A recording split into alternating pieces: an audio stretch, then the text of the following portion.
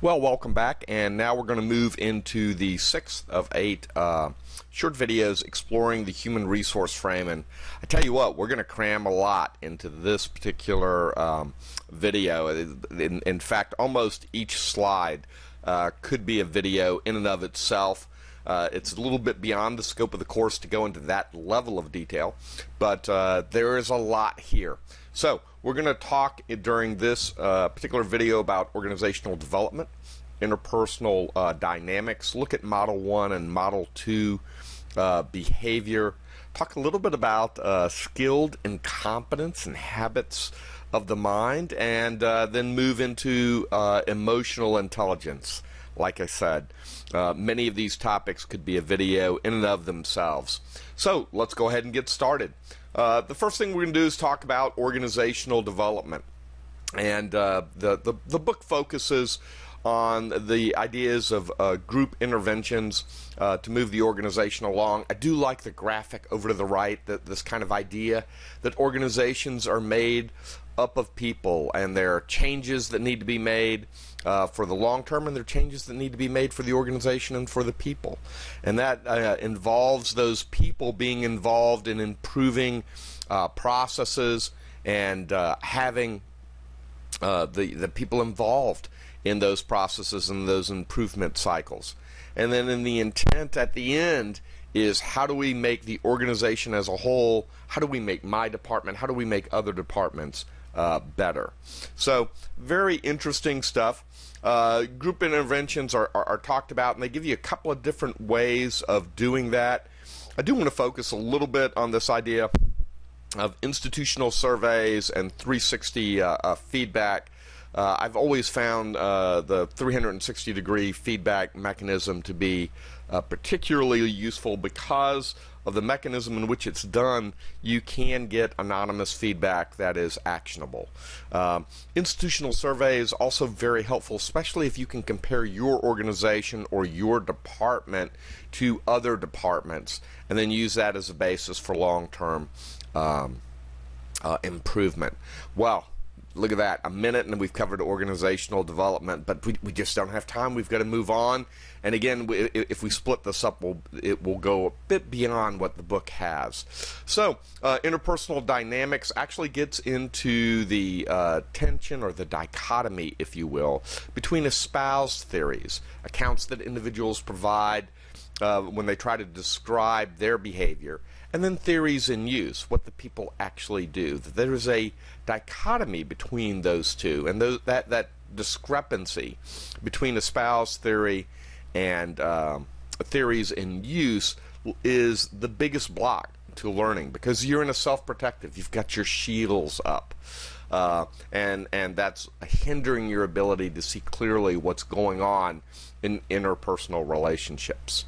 All right, very cool. Let's move on now and talk a bit about Model 1 and Model 2. And it should bring to have some similarity between Theory X and Theory Y. We've just moved over to the numbers now. So in Model 1, you can look at the kind of steps that you go through to resolve conflict. And as you read through those, and I'll let you read through those,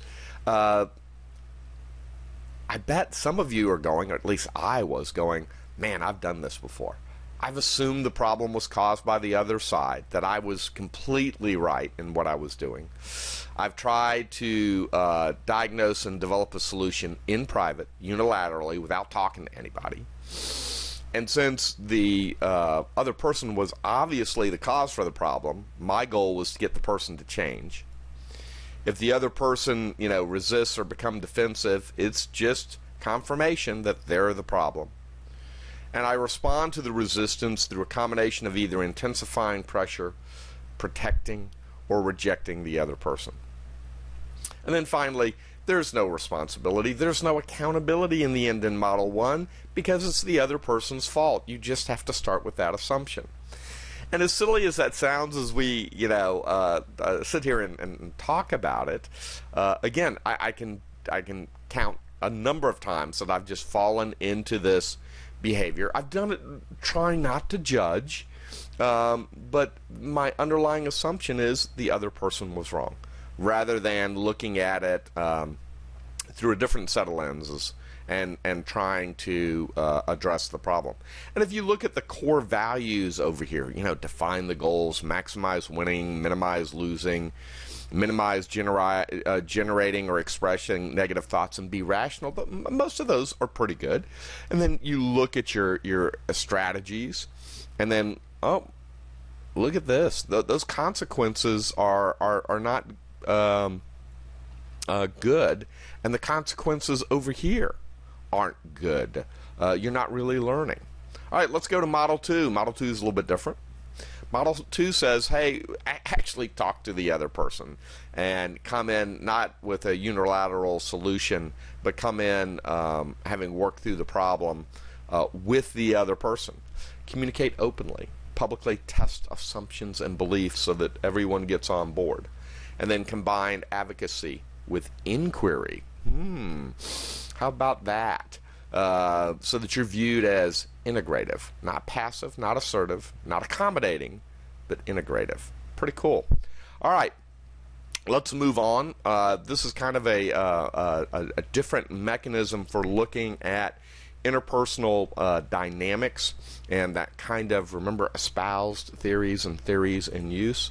Well, sometimes that leads to skilled incompetence, okay, and or occupational hobbies is another way of talking about this. But skilled incompetence, that's a pretty strong term. So here you're using well-practiced skills to produce the opposite of what you intend.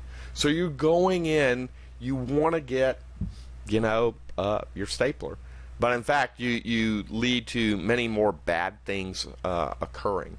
And again, I just have to tell you, looking back over my career, and I've been very successful, but there have been moments of skilled incompetence. And you look back at, or I look back at it now and shake my head and go, oh my goodness, why would I have done that? But it was well-intentioned. It was not out of laziness or lack of competence, or maybe it was lack of competence, but I was skilled in my lack of confidence. And it's because, again, of that difference between your view of the world and the reality of the world. All right, that leads us to emotional intelligence. And again, we could spend an entire lesson talking about this.